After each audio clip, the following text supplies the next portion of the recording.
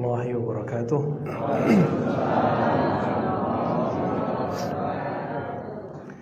Alhamdulillahil fattah walhamdulillahir razzaq walhamdulillahil jami' walhamdulillahil ladzi rafa'a al-mu'minina bil 'ilm. Asyhadu an la ilaha illallah wa asyhadu anna Muhammadan 'abduhu wa rasuluh. Allahumma shalli wa sallim wa barik ala sayyidil wujud sayyidil kaunaini sayyidina Muhammad wa ala alihi wa ashabihi wa li baitihi wa dzurriyyatihi ajma'in. Bapak, Ibu, Saudara yang dimuliakan Allah, mari kita mulai kajian ini dengan baca surah Al-Fatihah. Ya, kenapa waladhdallin. Allahumma shalli ala sayyidina.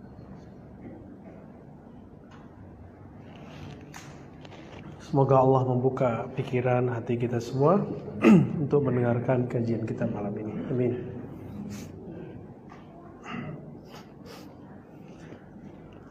Hidung udah nggak tersumbat, tapi telinganya yang kesumbat karena ganti-ganti suhu ya. Jadi di telinga saya agak bengang. Alhamdulillah, kita akan membahas rukun iman yang ke-6. Dulu pernah kita bahas di bank Kepri ya. Masih ingat ya? Tapi tahun berapa itu saya lupa. Di sini belum ya. Ya, betul. Ya, tapi di musola ya. Beriman kepada takdir atau qada dan qadar ya. Kita sekarang tinggalkan lafaz ini, kembali ke hadis. Dalam hadis ada dua versi hadis Abu Hurairah. Dalam riwayat Abu Hurairah, an tu'mina bil qadari kullih. Engkau percaya kepada qadar. Qadar bahasa kita kadar. Udah jadi bahasa kita. Apa arti kadar? Ukuran. Ya, di bawah aja. Ukuran. Ukuran itu satu atau lebih? Lebih seharusnya. Kadar. Di lafaz berikutnya kullih, semuanya. Di situ tidak disebutkan kadar itu baik ataupun buruk, hanya disebutkan kamu percaya takdir semuanya. Hanya begitu. Hadis ini ada di bab pertama dalam Sahih Muslim, tapi nomornya bukan nomor pertama. Nomor kedua atau ketiga ya. Sedangkan di nomor pertamanya itu bukan dari Abu Hurairah. Jadi Abu Hurairah dengar Nabi percaya kepada takdir semua. Sahabat Nabi yang kedua, Abdullah bin Umar, mendengar dengan makna yang sama, tapi lafaz yang dia sampaikan beda dikit. An tu'mina bil qadari khairihi wa syarrih. Kamu percaya kepada takdir, apakah takdir itu ukurannya baik atau tidak baik. Tapi kata baik dan tidak baik tidak bertemu dalam hadis yang lain. Berarti itu apa? Pemahaman Abdullah bin Umar. Ini seni belajar hadis. Ini yang tidak dieksplor selama ini. Kok sampai di sekolah, sampai di madrasah diniyah, kajian kita di surau-surau, lafaznya lebih umum lagi. Percaya kepada qada dan qadar. Itu lafaznya enggak dari hadis Nabi. Boleh enggak? Boleh, tapi kurang afdol. Nah, jadi jangan disalahin ntar guru ngaji di kampung-kampung, jangan disalahin. Ya. Yang afdol bagaimana? Percaya kepada takdir semuanya, satu.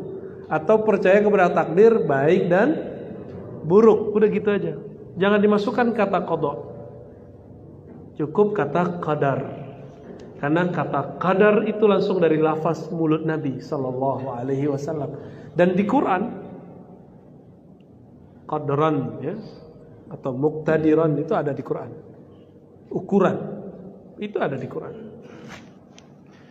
Nah, sekarang kita cek apa arti qadar secara lebih luas. Tadi saya sudah sebut ukuran, apalagi nih. Kadar airnya kurang. Berarti tadi apa? Ukuran airnya. Ada lagi nggak? Kadar. Berapa kadar suhu? Berarti hitungan tuh. Hitungan. Maka kata qadar itu artinya bukan hanya satu pilihan. Kadar itu atau qadar itu pilihan yang lebih dari satu. Maka kadar ini disebut oleh Abdullah bin Umar baik buruk. Berarti pilihan kan? Khairihi au syarri. Baik atau buruk. Contoh. Artis kalau ada yang terkenal, bagi artis yang lama gimana? Ancaman nggak bagi dia? Itu kalau dia salah baca kadar. Kalau dia merasa oh enggak ancaman kok, berarti bagi dia takdir yang sama dia nilai baik. Ustadz juga begitu. Ustadz itu ada yang terancam loh kalau ustadznya berjiwa artis. Muncul ustadz baru yang alim, wah terjemah gue diambil nih. Kalau bahasa artis gimana? Follower gue diambil nih. Padahal nggak begitu konsepnya. Seharusnya dia menganggap apa? Kalau dia seorang artis, wah tambah seru nih, tantangan nih untuk menaikkan kualitas diri, gitu. Kalau ustadz gimana? Oh, begini tuh ustadz gaya baru, baca kitabnya keren, gayanya nggak usah banyak-banyak, misalnya gitu. Berarti yang harus kita kuatkan apa? Ngaji kitabnya. Misalnya begitu, ini contoh-contoh aja nih. Tapi kalau dia nggak paham, macam-macam. Kalau dia menganggap munculnya dai-dai baru, ulama baru itu sebagai takdir yang baik, dia ngomong gini. Wah, alhamdulillah tugas saya berkurang. Alhamdulillah dalil-dalil yang dulu saya susah hafal, dia hafal. Dia bisa membantu dakwah kita, bahkan dia nanti akan menjadi pemimpin dakwah kita. Kalau bisa begitu, itu baru dai-nya dai ilallah. Kalau enggak dai ila nafsihi, dai yang mengajak kepada jiwanya, popularitas dirinya. Yang boleh populer itu cuma Allah, karena dialah yang zahir. Ya. Yang boleh soan itu cuma Allah. Yang boleh dipuji-puji itu cuma Allah. Karena dialah yang mengatakan dirinya Alhamdulillah, Al-Hamid, Al-Majid, yang berhak dapat pujian. Maka kalau seorang dai, seorang artis, seorang seniman, seorang apapun dipuji, itu bukan pujian untuk dia, itu pujian terhadap anugerah Allah kepadanya. Berarti yang dipuji siapa? Allah. Cuma orang kadang lupa, mengustad aja bisa lupa. Dia dipuji, dikira dia yang terpuji. Padahal ilmu bukan ilmu dia, zikir bukan zikir dia, jamaah bukan jamaah dia, zauk rasa yang dia dapat bukan zauk dia, faham yang dia terima bukan darinya, tapi dari Allah Subhanahu wa ta'ala. Kapan-kapan Allah mau ambil bisa aja. Ada orang diambil ilmunya pas tidur, ada yang diambil sama badan-badannya mati. Kan serem ya. Pedagang nih. Kalau sekarang dagangannya online ya, bener. Kita dagang online. Nah muncul lagi akun yang baru, yang lain, dagangannya sama. Terancam nggak? Baik apa buruk? Buruk, bener buruk. Belum tentu. Nah, yang begini-gini tuh harus paham. Bahwa takdir itu dari Allah sudah diberikan sekian pilihan. Tinggal pilih, anggap itu baik atau anggap itu buruk. Mau bahagia, anggap itu baik. Mau sengsara, anggap itu buruk. Udah gampang toh. Oleh karena itu takdir itu saya ibaratkan seperti meja ini. Bapak pilih sudut sini atau sudut sana. Melihat dari sudut sini atau melihat dari sudut sana. Jadi takdir bukan masalah saya malas-malesan, enggak. Takdir itu justru Allah memberikan kadar, kamu kalau maksimal dapat sekian, kalau nggak maksimal dapat sekian. Tapi nggak ada yang lebih dari itu. Gitu.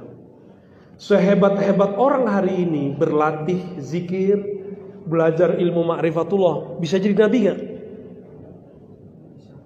Nggak bisa. Kenapa? Sudah dipangkas oleh Allah. La nabiyya ba'di, kata Nabi Muhammad. Tidak ada lagi nabi setelahku. Misalnya nih Bapak ada yang bisa zikir semalam 70.000, bisa jadi nabi nggak selama 40 hari? Enggak, takdirnya paling tinggi cuma jadi orang soleh atau orang wali. Orang soleh atau waliullah, itu aja takdirnya. Enggak ada namanya jadi nabi. Hatta jika ada nabi turun di akhir zaman, pangkatnya bukan lagi pangkat kenabian. Dia seorang nabi, tapi pangkatnya tidak dipakaikan jabatan kenabiannya. Nabi Isa turun jadi umat Nabi Muhammad, sholat seperti umat Nabi Muhammad, bahkan jadi makmum umat Nabi Muhammad. Apalagi Nabi Khidir, kalau Allah izinkan beliau keluar, muncul jadi umat Nabi Muhammad. Bahkan telah belajar kepada Nabi Muhammad saat sahabat-sahabat hidup. Itu sebabnya Ibnu Hajar al-Asqalani dan gurunya Al-Iraqi memasukkan daftar Nabi Khidir kepada sahabat Rasulullah sallallahu alaihi wasallam. Takdir yang paling indah itu apa? Saya mau tanya nih. Apa takdir paling indah? Kawin? Bukan, belum tentu. Ada orang kawin cerai kok. Ada orang kawin tengkar-tengkar mulu kok. Apa takdir paling bagus? Ketenangan. Oh, boleh. Ada lagi nggak Pak? Husnul khotimah, bagus. Apa lagi?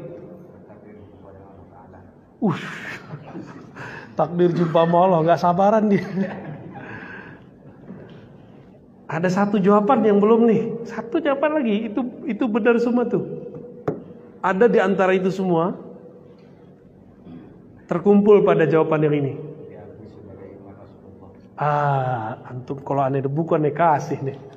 Nggak ada bawa buku kita. Takdir terindah umat manusia sepanjang masa yang diagung-agungkan, dielu-elukan semua para nabi menjadi umat akhir zaman. Sekarang ini Pak. Jangan senyum dulu. Senyum ya, senang ya? Senang, tapi ujiannya juga Masya Allah. Di zaman dulu ada corona nggak? Zaman Nabi Adam?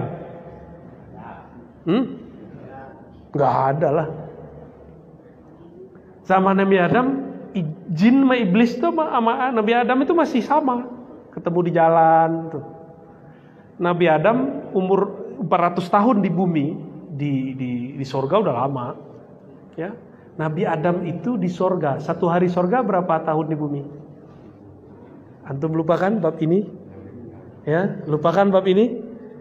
Dikira Nabi Adam itu umurnya cuma 1000 tahun. Bukan, Nabi Adam itu ribuan tahun umurnya. Karena Nabi Adam waktu di surga, satu hari surga sama dengan 1000 tahun di bumi. Nabi Adam udah berapa hari di surga? Berhari-hari.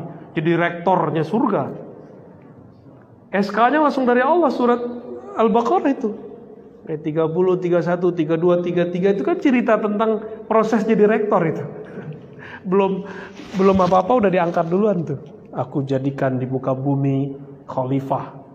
Terus setelah itu diajarin. Habis itu diangkat. Anbihum, ajarkan para malaikat. Itu mahasiswanya Nabi Adam itu malaikat. Canggih gak? Tapi takdirnya yang kalau malaikat diajar tuh nggak berkembang. Maaf ya, bro malaikat ya. Kita bukan merendahkan malaikat. Malaikat tuh statis. Statis itu datar aja. Allah sudah skenariokan Nabi Adam turun ke bumi.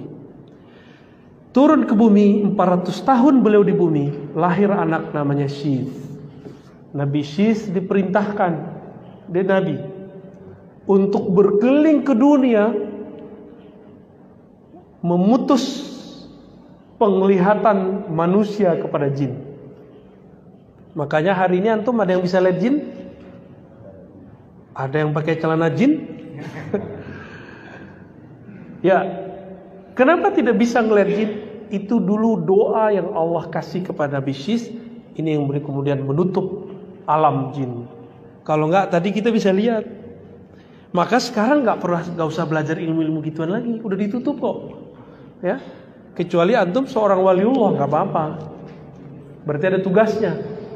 Kalau ada tugas enak, ada yang jamin. Kalau nggak ada tugas, siapa yang jaga kita ketika kita berurusan dengan alam-alam begitu? Maka praktisi ruqyah tolong hati-hati, ini benar, ini alam berbahaya, ya. Dari Nabi Adam sampai Nabi Isa, itu yang mereka omongkan cuma Muhammad, umat Muhammad, Nabi Muhammad, umat Muhammad. Udah gitu aja yang ngomongin, gak ada yang lain.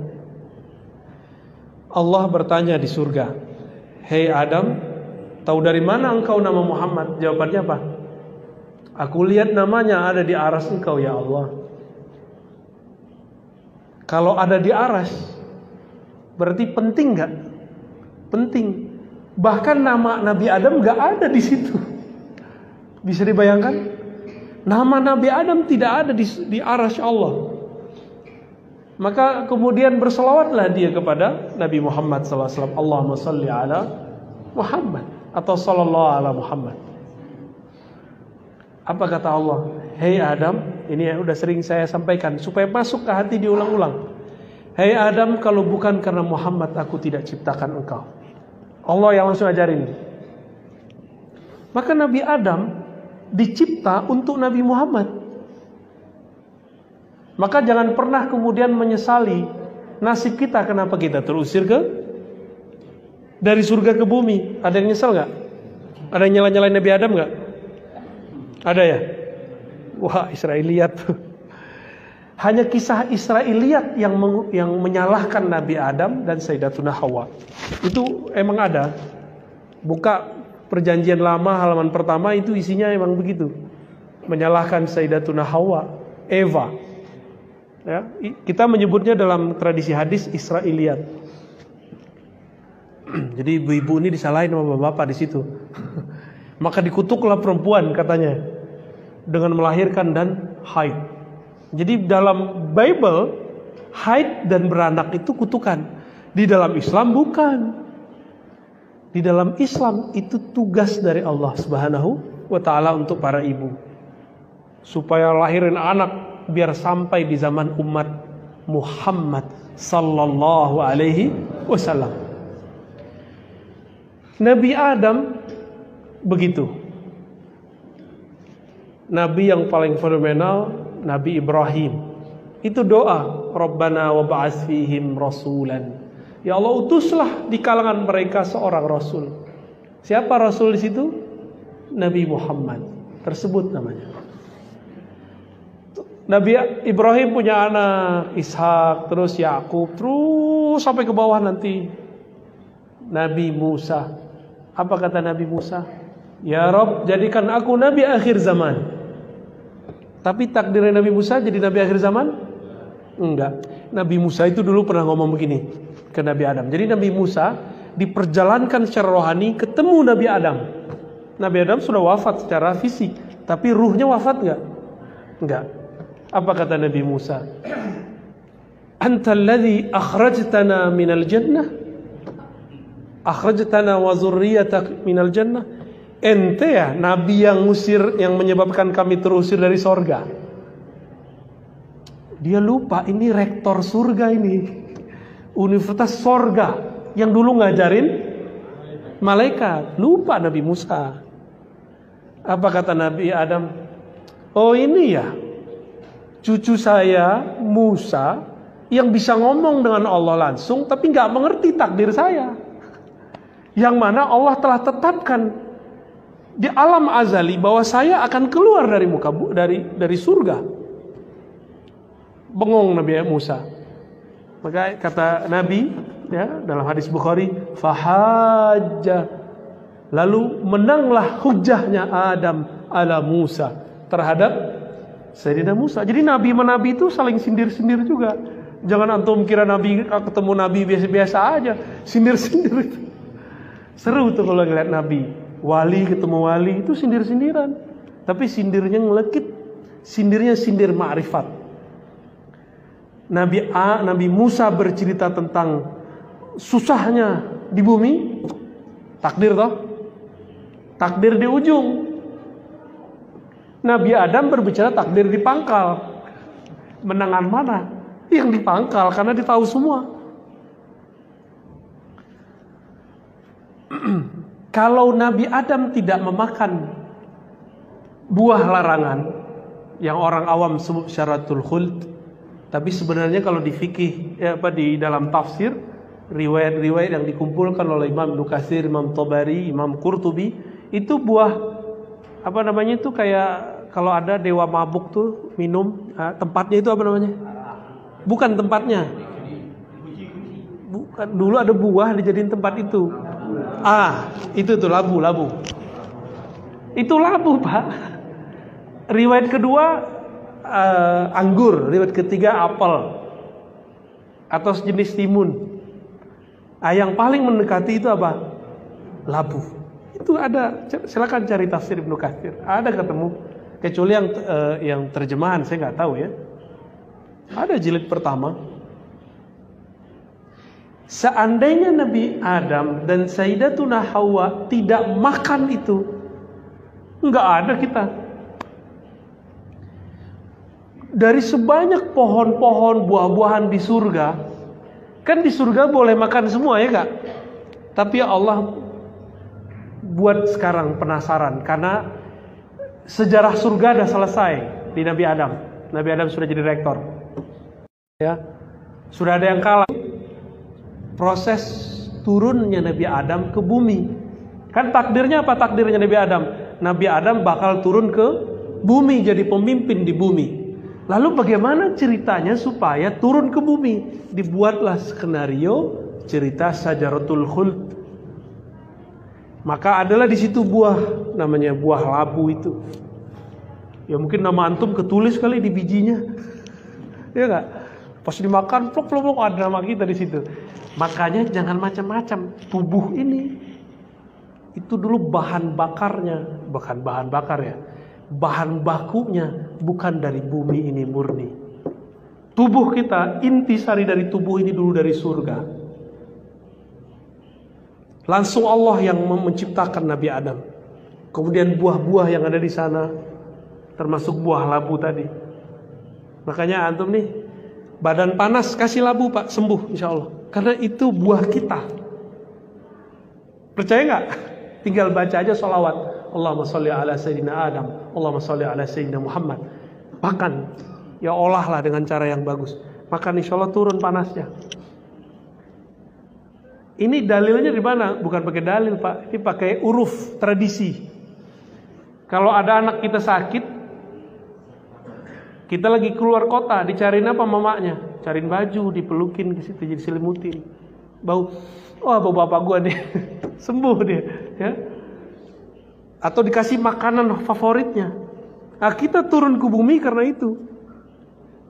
Bener nggak? Tanya ke orang-orang ahli food combining, ahli makanan, itu menyejukkan perut. Dahsyat itu, ya. Itu bukan terjadi begitu saja. Supaya ada umat akhir zaman yang mukanya seperti orang-orang yang di hadapan saya ini, maka dibuatlah cerita kayak tadi. Seru nggak tuh ceritanya? Seru ya. Padahal udah tahu semua kan, cuma di mana clue-cluenya itu yang belum tahu.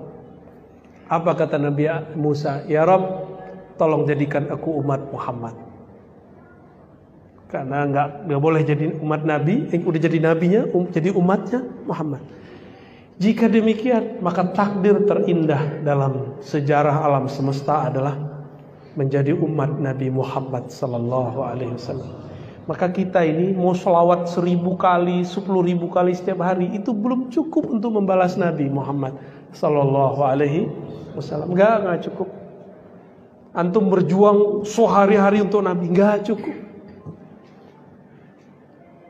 Air mengalir itu karena Nabi Muhammad, udara semuanya.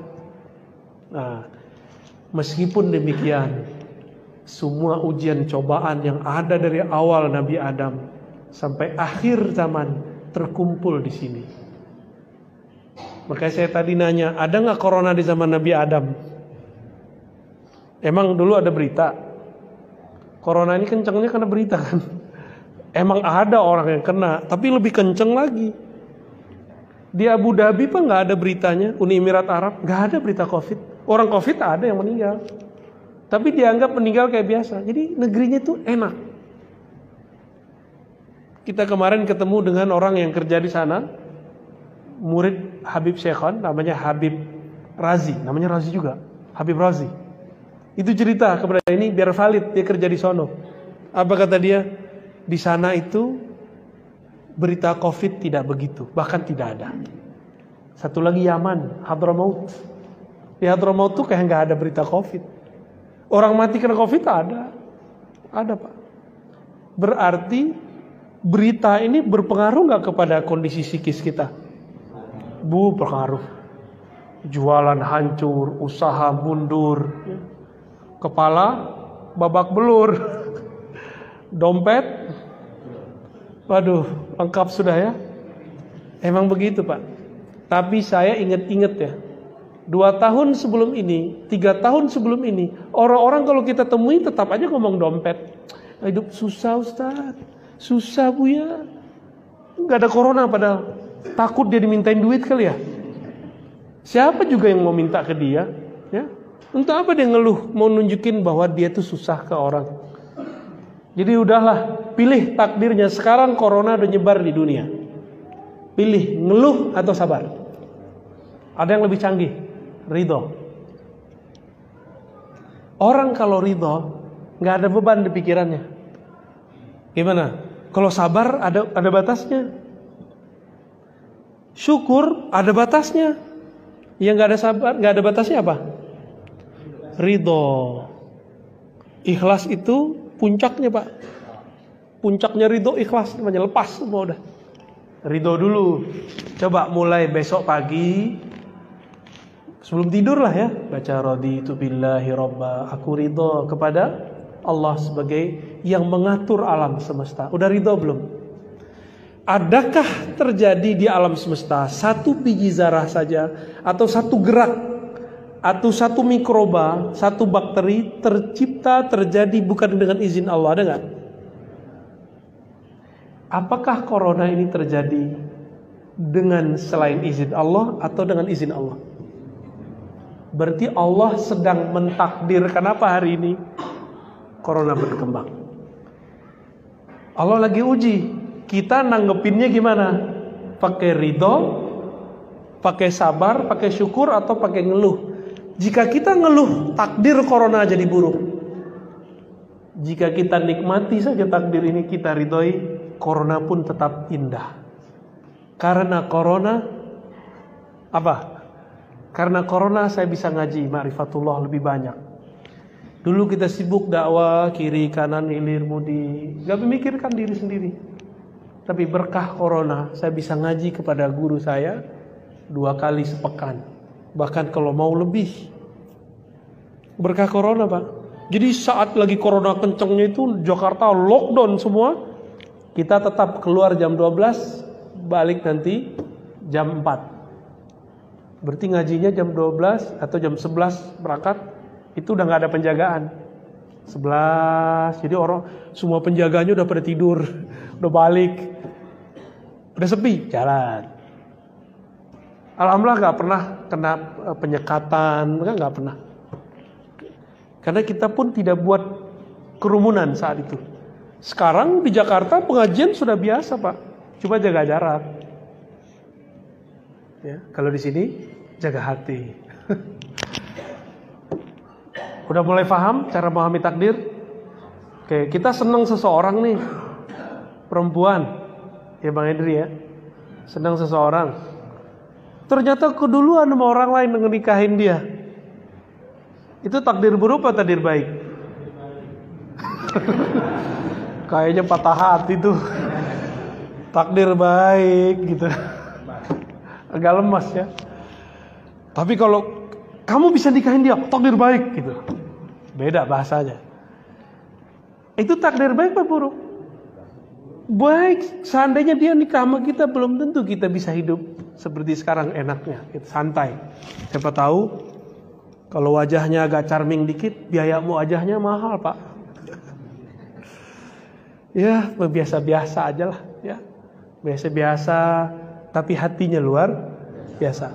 Maka takdir baik dan buruk itu ada di persepsi, ada di rasa, di kolbu, di hati. Maka hidupkan kolbu, buat paham pikiran, nanti kita akan menikmati semua takdir. Semua takdir. Orang gak akan gampang ngata-ngatai, gak gampang menghujat. Ini kan orang bingung menghujat siapa, menghujat Tuhan kafir, udah hujat aja siapa deh gitu. Kan begitu sekarang.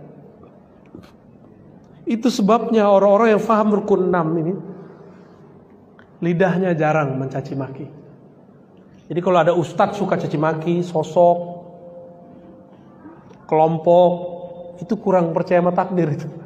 Ya. Kurang menikmati takdir dia. Dia yang dia lihat takdir itu yang buruk-buruk doang. Ada kelompok beda dikit buruk gitu. Bagi saya kelompok yang beda sama kita itu nikmat, Pak. Kalau nggak ada kelompok itu, kita nggak baca kitab hadis. Kita cukup aja kita fikih dari dulu sama tasawuf kan, sama akidah sifat 20, nggak kita cari dalilnya. Karena mereka nanya, mana dalilnya? Ya, maka saya memahami mereka sebagai alat Allah kirim supaya kita ngaji lagi. Kita udah jawab, dia nggak terima, ya sudah. Dia kasih ilmu sama Allah, dia nggak dikasih ilmu. Gitu kira-kira. Jadi mudah ya teknik belajar takdir, nggak pakai teori yang aneh-aneh, cukup persepsi di kolbu pikiran kita. Ya, wallahu a'lam bishawab. Kalau ada yang mau tadi tanya jawabnya belum beres, boleh dilanjut. Ya, pakai kertas juga boleh ya. Assalamualaikum warahmatullahi wabarakatuh. Assalamualaikum. Boleh minum, Pak?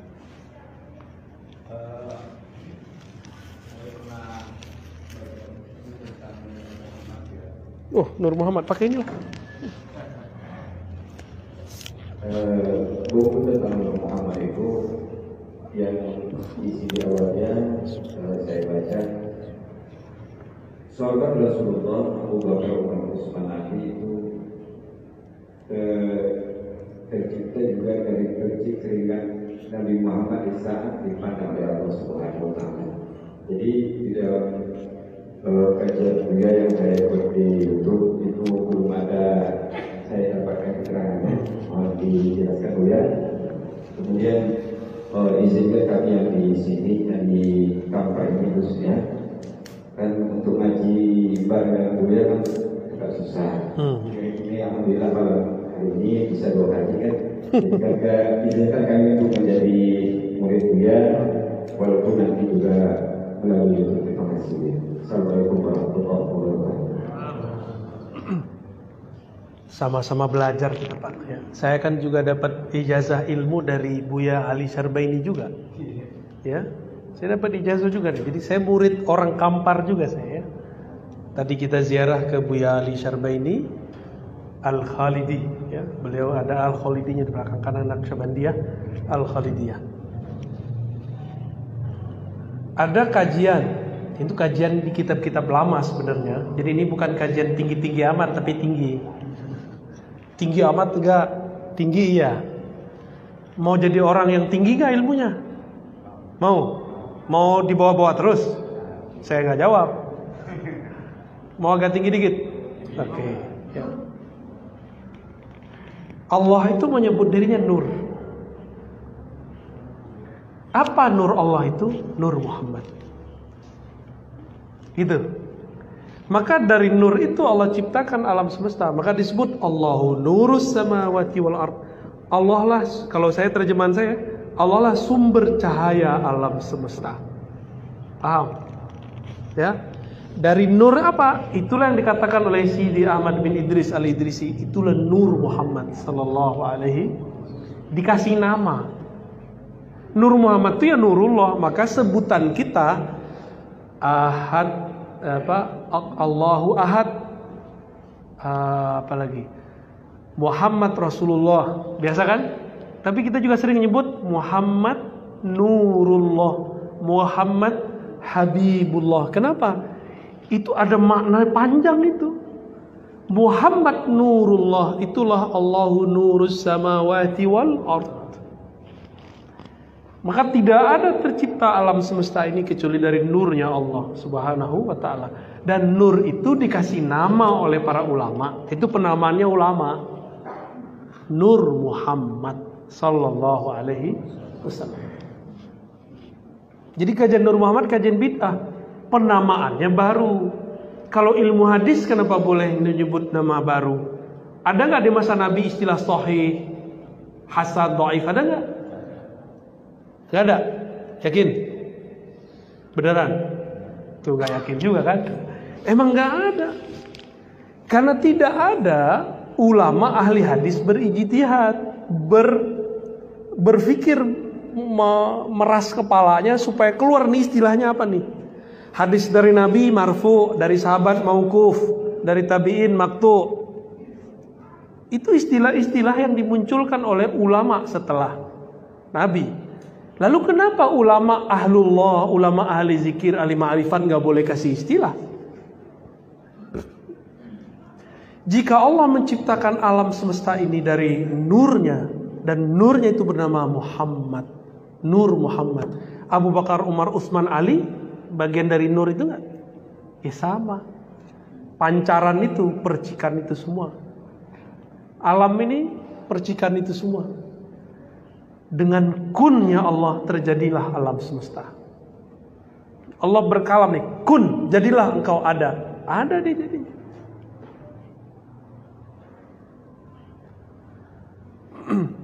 Maka tidak ada di alam ini kecuali dia percikan dari Nurullah atau Nur Muhammad. Ini semuanya Pak.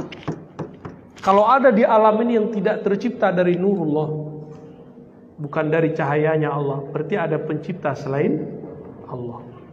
Terus iblis di mana? Iblis bukan cahaya, tapi bayang-bayangnya. Kalau bayang gelap nggak? Gelap. Nah itulah di iblis tuh.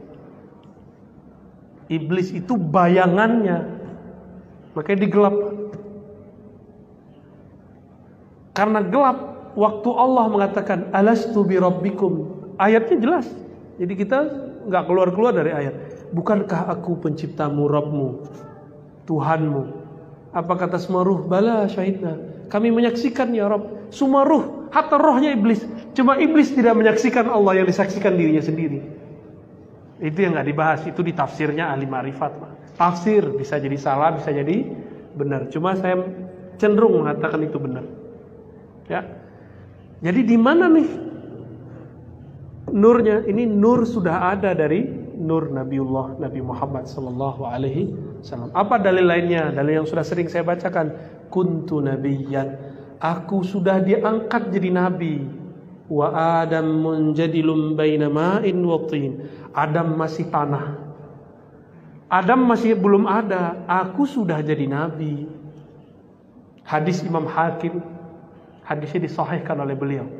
Cuma didhaifkan oleh orang yang tidak bermakrifat. Ya. Mereka nggak suka hadis-hadis begini. Senangnya hadis-hadis yang lain. Padahal ini hadis juga. Dicari-carilah kesalahan hadis ini. Ya. Aku sudah jadi nabi, Adam belum ada. Itu namanya apa? Ahmad. Disebut apa? Ahmad. Ahmad itulah yang disebut hembusannya Allah, Ruhullah. Maka ahlullah, ulama-ulama kita menyebut Ahmad Ruhullah. Ahmad itu hembusannya Allah. Hembusan pertamanya Allah itu namanya Ahmad. Kul huwallahu ahad. Bedanya sama Ahmad berapa huruf? Ahad sama Ahmad berapa huruf? Ini kalau enak, kalau ada whiteboard kan enak. Mim. Ahad, Ahmad, bedanya apa? Mim doang, Pak. Itu nggak boleh saya terusin, cuma sampai di situ aja bolehnya, ya. Itu rahasia udah. Nanti di masanya akan dibuka semua, ya. Ini rahasia-rahasia batinnya Nabi, ya. Yang ini tidak disukai oleh mereka. Kita kalau ngomong begini dianggap dongeng. Padahal ruh Bapak ngerasain asik tuh dari tadi. Bener nggak? Ini ngelinjang-ngelinjang dari tadi ini. Ini kalau mau dia nangis, teriak-teriak kalau mau ini. Tapi karena kolbunya sudah dikasih zikir kolbu, bisa nahan. Kalau enggak teriak-teriak Pak. Ada saya ketemu orang teriak kalau saya ngaji. Allah gitu. Bukan satu dua, banyak tempat. Girang, kayak orang nonton bola, bolanya mau masuk, teriak dia. Kalamnya mau masuk ke kolbunya, teriak dia. Jadi kita ini, itu semua percikan dari sana. Dari nurullah, cahayanya Allah yang disebut Nur Muhammad. Adapun hadis tentang Nur Muhammad selain yang saya sebutkan tadi memang bermasalah. Tapi kita nggak pakai itu, kita cukup pakai surat An-Nur ayat 35. Ya cukup pakai itu, ngapain pakai dalil-dalil yang aneh-aneh. Cukup. Ya, yang lain. Oh ini ada nih. Bagaimana cara mempertahankan dan menjaga cinta kepada Allah? Bisa nggak mencintai sesuatu tapi nggak kenal? Bisa nggak? Nggak bisa. Ada nggak di antara bapak ini sudah nikah sekian tahun, 20 tahun, masih ingat sama mantannya? Jujur Pak, jujur. Masih kan? Uada gitu. Banyak. Banyak, apalagi ibu-ibu kan kolbunya lembut. Teringat sedikit yang mirip sama mantan, nangis ya. Pada senyum-senyum. Kata Majnun, melihat dinding rumah Laila pun sudah membuatku lepas rinduku. Melihat jalan ke arah rumah Laila pun sudah melepas rinduku. Bener, orang kalau lagi cinta sama seseorang nih, nyari tahu kampungnya di mana, jalannya di mana, kalau perlu tahu gangnya, ngeliat gangnya aja udah seneng. Kita juga ngalamin begitu dulu ya. Sama lah. Masih inget gak sama orang-orang yang dulu kita suka? Suka setelah kenal atau sebelum kenal? Setelah kenal, minimal kenal mukanya walaupun belum kenal namanya. Bener ya? Pertama seneng dulu nih, siapa sih nih? Cari tahu namanya. Disitulah ilmu nama itu penting. Orang jatuh cinta aja cari nama, masa cinta sama Allah gak cari nama? Namanya Allah apa? Allah. Kalau dulu kita jatuh cinta, mau tidur, sebut-sebut namanya. Namanya apa? Susi. Sosis. Mau tidur tuh. Jadi nafas naik turun tuh kayak nyebut nama dia. Tidak jarang bercermin di depan cermin yang kelihatan pertama muka dia, bukan muka kita. Berarti kita bercermin bukan dengan mata ini, tapi dengan mata cinta. Bukan mata batin. Baru mata cinta itu udah gelombang otaknya sudah beda. Jadi gelombang otaknya cuma melihat ada dia. Siapa tadi? Susi. Saya pernah ngalami begitu Pak. Pas kita bercermin yang kelihatan bukan muka saya, lo muka dia yang pertama kelihatan. Lama itu kita giniin mata baru berubah. Bisa begitu orang lagi jatuh cinta. Dulu zaman-zaman masih jahiliyah. Sampai sekarang mau udah gak jahiliyah sama. Orang namanya cinta, mau jahiliyah gak jahiliyah sama. Oh, yang saya suka bercadar. Pasti antum penasaran dalam cadarnya. Ya gak? Nanti seneng lihat siapa aja yang bercadar seneng. Begitu emang. Mulai kita menyamakan frekuensi sama dia. Kalau dia senangnya putih, ya pakai baju putih ya dekat dia. Kalau dia senangnya berakhi-akhi uhti ah. Kalau dia pakai bro-brosis, pakai brosis. Emang begitu. Itu namanya taqarrub, mendekat, PDKT. Paham maksud saya dari tadi? Ini cerita ini bukan basi Pak, bukan saya ngomong sembarangan. Kita lagi menghantarkan.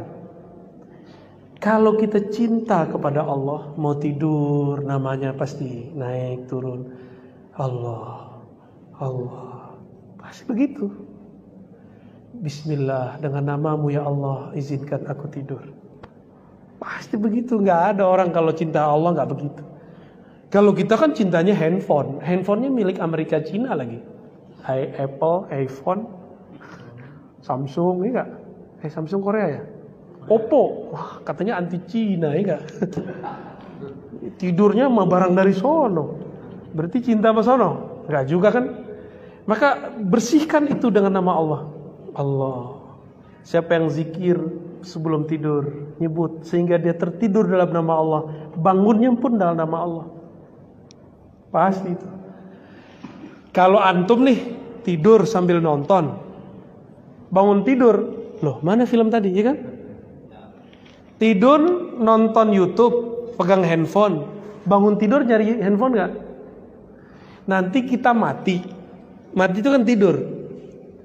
Karena kebiasaan buka handphone, buka TV, pas mati nyari TV. Mana remote mana? Depannya Munkar Nakir. Digebrak langsung. Nyari handphone, mana handphone saya? Udah nggak ada lagi, udah masuk kubur. Jadi orang masuk kubur itu dia nggak sadar sampai ada Munkar Nakir. Jadi orang masuk kubur, mau dia wali, mau dia syekh, mau dia mursyid, mau dia orang awam apalagi, bangun tidur dalam keadaan mati, itu dia ngerasanya, loh, kok beda ya? Aneh aja dia ngerasa aneh. Lagi penyesuaian aja Pak. Kayak kita dulu masa kecil biasa tidur di rumah, sekarang tidur di bawah orang. Pernah nggak ngerasa aneh? Nangis tengah malam? Oh, nangis tengah malam. Saya ngalamin hal yang sama. Berarti sama tuh kita. Antum tidur, pegang handphone, bangun-bangun bukan di rumah kita yang kita tempati itu, tapi rumah yang belum jelas, alam barzakh. Masih mau tidur pakai handphone? Handphone kalau mau tidur ditaruh, kecuali nonton kajian boleh lah ya. Wah, ngaji Marifatullah udah saya dengerin deh. Sehingga pas bangunnya pengen ngaji lagi. Emang beneran begitu? Nggak yakin juga. Gimana cara cinta kepada Allah? Orang cinta itu kenal, orang kenal itu pasti menyebut-nyebut namanya. Pasti mengingat-ingat sifatnya. Diingat-ingat kesukaannya. Maka orang kalau cinta pasti suka ngasih hadiah, benar nggak? Tahadu tahabu, saling kasih hadiah lah, kamu akan saling mencintai. Kita kan kurang ngasih hadiah. Allah butuh hadiah kita nggak? Allah butuh hadiah kita nggak? Enggak. Maka sampaikanlah hadiah kepada kekasihnya. Siapa? Baginda Nabi Sallallahu Alaihi Wasallam. Lalu para wali, para guru, para syaikh, jika mereka masih hidup, bahagiakan fisik materi mereka, keperluan mereka. Jika mereka sudah wafat, kirim Fatihah, salawat untuk Nabi, Fatihah untuk selain Nabi. Karena Al-Fatihah itu bagi kita sebenarnya inti salawat. Jadi kenapa kita bersolawat kepada Nabi, terus juga ila hadratin Nabi Al-Fatihah? Karena Al-Fatihah itu intinya salawat. Ada yang nanya kan? Al-Fatihah, apa dalilnya? Itulah yang disebut sallu kama ra'aitu, apa? Ya ayyuhalladzina amanu sallu alaihi wasallimu taslima. Salah satu salawat itu bentuknya adalah surah Al-Fatihah. Salawat itu bisa berarti berdoa, meminta rahmat. Iyyaka na'budu wa iyyaka nasta'in, minta rahmat ya. Itulah inti salawat dalam Fatihah. Udah jam 9 Pak. Masih ada 5 menit. Gimana? Ya, boleh, ya. Pakai mic? Oh, langsung aja, Bu. Kalau ada yang mau nanya langsung boleh. Enggak ada? Ya, tafadhal. Ya. Assalamualaikum warahmatullahi wabarakatuh.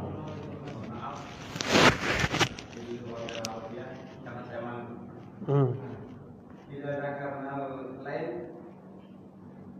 لماذا انتشر ذكرنا؟ Iya, iya, iya. Apakah ini masalah? Itu normal namanya. Ya. Antum normal deh, Bashar. Kalau enggak, malah saya curiga. Ya, antum nggak apa-apa kan? Alhamdulillah. Udah, ada yang lain? Itu normal, Tat ya. Nggak mafi muskilah. Ya. Ada yang mau tanya lagi? Cukup? Ya, loh, borong nih.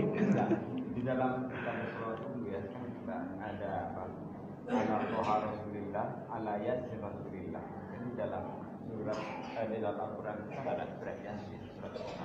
Apakah Yasin itu juga nama Rasulullah dan Toha itu juga nama Rasulullah? Ya, bagus. Kita biasa sholawat Al-Badr. Salatullah salamullah ala Yasin Habibillah. Salatullah salamullah ala Toha Rasulillah. Yasin dan Toha. Jadi dulu pernah waktu ada acara MUI di suatu wilayah, ada ulamanya ngomong begini, ini tuh huruf muqatta'ah, hanya Allah yang tahu, gak usah cari tahu. Ini membahas-bahas begini, ini mencari tahu yang gak tahu, ngotot gitu. Saya lihat gelarnya doktor, profesor lagi. Berarti profesor doktor saja itu nggak baca kitab tafsir Ibnu Katsir yang cuma 4 jilid. Gimana kalau gelarnya cuma SAG dan LC? SAG sarjana agama, bukan alam gaib kan? S1, LC juga S1 bachelor kan? Ini doktor aja nggak baca Pak, nggak mau baca dia. Gimana ceritanya nih? Coba baca antum lihat. Ternyata di tafsir Ibnu Katsir disebutkan Yasin. Qila ada pendapat, ada riwayat annahu min asma'in nabi, annahu ismun nabi. Ini nama nabi sallallahu alaihi wasallam. Maka orang-orang tua dulu kalau baca Yasin, itu dia berhenti bentar sallallahu alaihi wasallam. Benar enggak? Masih ada orang begitu. Orang jadul itu ya. Ternyata ilmu-ilmu jadul itu sahih. Toha juga sama. Tapi itu nama-nama yang Allah taruh di dalam diri Nabi. Ya, Allah taruh di dalam diri Nabi, disembunyikan dalam awal-awal surat. Dan hebatnya satu nama Nabi itu satu ayat. Canggih gak? Satu nama Nabi itu satu ayat. Toha, satu ayat, 2 huruf doang. Yasin. Ajib gak Rasulullah itu? Ternyata Rasulullah jangankan nama Nabi, beliau itu adalah Al-Quran. Khuluquhul Quran. Akhlak beliau itu Quran. Al-Quran itu isinya rahmat. Bismillahirrahmanirrahim. Allah mengatakan, aku utus engkau wahai Muhammad rahmatan lil alamin. Maka yang disebut-sebut Allah dalam Bismillahirrahmanirrahim itu Nabi Muhammad juga. Gitu. Maka berkirim cintalah ke Nabi Muhammad, banyak-banyaklah salawat kepadanya. Pelajari, karena kita tidak bisa mengenal Allah langsung. Kenalilah Nabi Muhammad. Maka ma'rifatullah bima'rifati nabiyina Muhammad. Jalan mengenal Allah cuma dengan mengenal Nabi Muhammad. Qul in kuntum tuhibbunallah fattabi'uni. Jika engkau cinta Allah, ikuti aku, pelajari aku, masuklah jalur pintuku. Pintu Nabi Muhammad SAW. Bukan cuma dengan berpakaian tertentu, berpenampilan tertentu, tapi keruhaniannya, spiritualnya. Kira-kira begitu. 9 cukup? Wah, oke. Netizen. Assalamualaikum ya. Bagaimana orang-orang yang meninggal di akhir hayatnya mengucapkan Allah, apakah juga dijamin masuk surga? Tanya kedua, kenapa Nabi SAW bersabda barang siapa di akhir hayatnya mengucapkan 2 kalimat syahadat maka dijamin masuk surga, sedangkan beliau di akhir hayat mengucapkan mati. Pinter. Yang nanya nih pinter nih ya. Yang nanya ustadz bukan? Ustazah kali ya. Kalau ada orang mati baca Allah, itu dalilnya mana? Dalilnya qul huwallah. Berarti benar gak? Matinya husnul khotimah gak? La ilaha illallah itu intinya di mana? Allah. Allah itu intinya di huwallah. Hu. Maka di saat ada orang wafat baca Allah, dia sedang membaca inti dari la ilaha illallah. Itu udah sama itu. Ya. Emang masih bisa direncanain mau mati baca la ilaha illallah? Gak bisa, Pak. Hobinya apa waktu hidup? Matinya dengan itu. Gak bisa dibuat-buat. Kecuali ada tiba-tiba wali datang ke dia nyelamatin dia.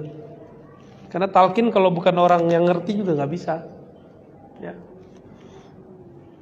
Dan itu Imam Shibli, muridnya Imam Junaid, mengajarkan itu. Apa kata Imam Shibli? Aku lebih memilih baca Allah Allah sebelum wafat. Karena khawatir pas meninggal baca la ilaha. Gitu. Tapi bagi imam-imam kita belakangan gak masalah. Antum nih wafat baca la ilaha, di qalbu kan sudah illallah. Dalilnya apa? Ayat kursi depannya Allah atau la? Allahu la ilaha illa hu. Jadi sebelum baca la ilaha illallah, isbatkan dulu Allah di qalbu. Mantapkan dulu, terima dulu Allah di qalbu, baru baca la ilaha.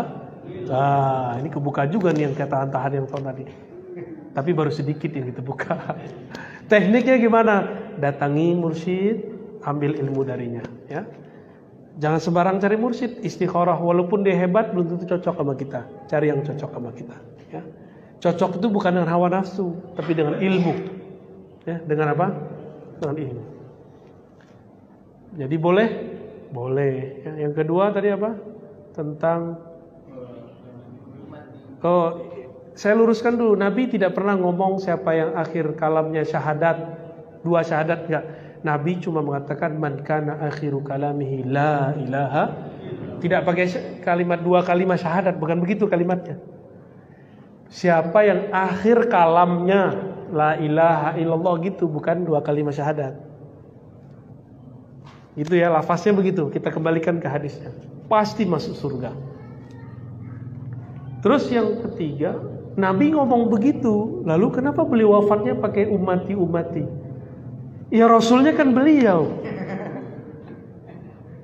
Karena semua ditanggung oleh beliau, masih perlu gak ngomong la ilaha illallah? Masih perlu gak ngomong Muhammad Rasulullah, Muhammadnya dia sendiri? Gak perlu dia baca Muhammad Rasulullah, dia sendiri. Kenapa dia diutus oleh Allah? Kenapa dia kemudian dijadikan Rasulullah? Karena umat kan, maka dia ketika selesai, dia mengatakan ummati as-salah. Nanti baru bangun yang dicari umatnya. Nabi nggak ngurus diri sendiri. Kita yang egois, kita nyari diri sendiri, nyari makan diri sendiri. Kita bangun tidur pernah nggak doain guru, doain sholawat ke Nabi. Ini antum nih mau bersama Nabi nggak nanti di akhirat? Sholawat sebelum tidur, sholawat bangun tidur. Pasti ketemu Nabi Sallallahu Alaihi. Kenapa kita pelit? Disebut namanya aja kok sholawat kok. Sebelum tidur, Allahumma sholli ala sayyidina Muhammad.